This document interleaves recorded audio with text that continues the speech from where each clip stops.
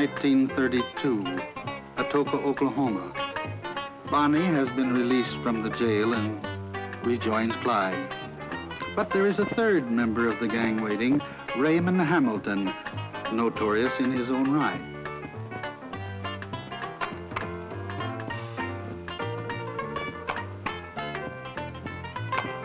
Hamilton was one of the succession of men who would, for a time, be a friend to both Bonnie and Clyde, completing the strange and interpersonal triangle called the Barrow Gang. The odd threesome argued constantly, and at a dance in Atoka, Oklahoma, the sheriff and his deputy interrupted one of their quarrels and paid with their lives for their interference. Shortly after this incident, Raymond Hamilton is caught and goes to jail. To escape capture, Clyde and Bonnie travel north and rent a small stone bungalow in South Joplin, Missouri. Here they are joined by Clyde's brother Buck and his wife Blanche. Buck has only recently been released from prison, and as Blanche was to later claim, they had come to Joplin to try and persuade Clyde and Bonnie to settle down. But an all too familiar pattern was to repeat itself. With Clyde Barrow at the wheel, as usual, a fast and good driver, the bandits' car sped down the road toward the wilds of Oklahoma. With their usual good luck, Bonnie and Clyde, Buck and Blanche, had gotten away, leaving death and sorrow behind them.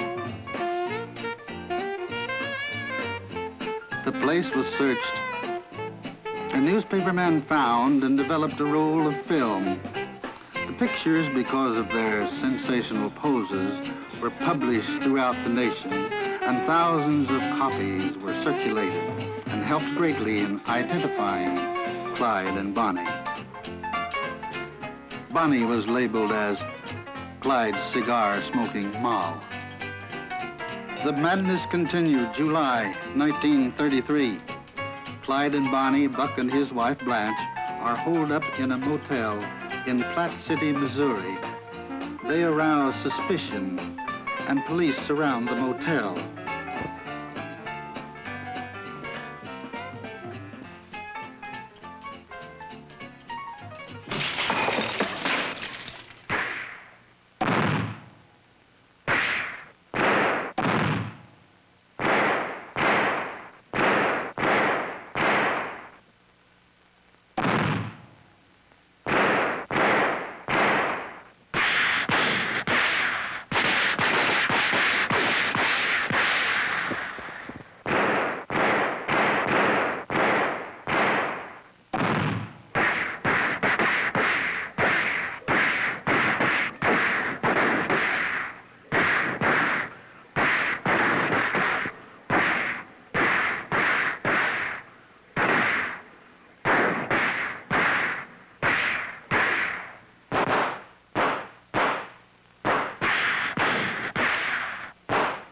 Fugitives escape, but Buck is mortally wounded. Several days later, police catch up with him and capture Buck and Blanche. In this remarkable photograph, Buck is dying while his wife, painfully aware that this is the end, is restrained by peace officers.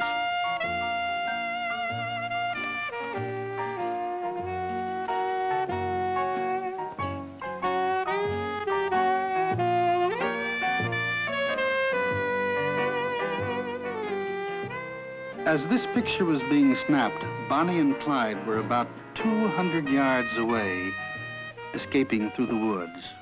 What actually got Frank Hamer on the Barrow Parker case was when Clyde and Bonnie raided the prison farm at Huntsville, and 4 or 5 prisoners were allowed to escape as a result of their raid.